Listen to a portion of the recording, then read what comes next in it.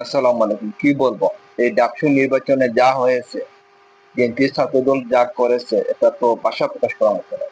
এক শয়তান কি করেছে, এক বদমাইশ সন্ত্রাসী কি করেছে, খুনিদের মতো এই শিক্ষকের সামনে কিভাবে টেবিল চাপিয়ে সে শিক্ষককে হুমকি দিচ্ছে যে এরা তো মানে ছাত্র না, এরা তো সন্ত্রাসী।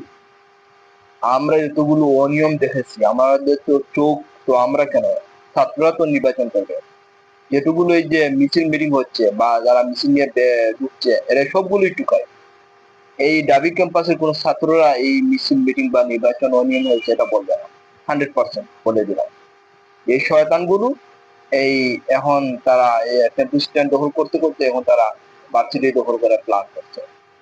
তো আমি শেষ পর্যন্ত এটা বিশ্বাস করি, ডাবি এমন একটি জায়গা, ঢাকা বিশ্ববিদ্যালয় এমন একটি জায়গায়, এই জায়গা থেকে খুনিদিককে লাঠি মেরে, পাছায় লাথি মেরে ভারতে পাচার করে দেওয়া হয়েছে, ভারতে বাইর করে দেওয়া, বাংলাদেশকে বাইর করে দেওয়া হচ্ছে।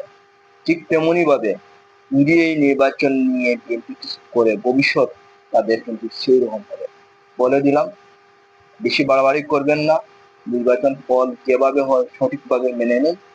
এটা জাতির প্রত্যাশা, জনগণের প্রত্যাশা। আমরা চোখ আছে, দ্বিতীয় চোখ নেই, আমরা দুই চোখে দেখতে পাচ্ছি।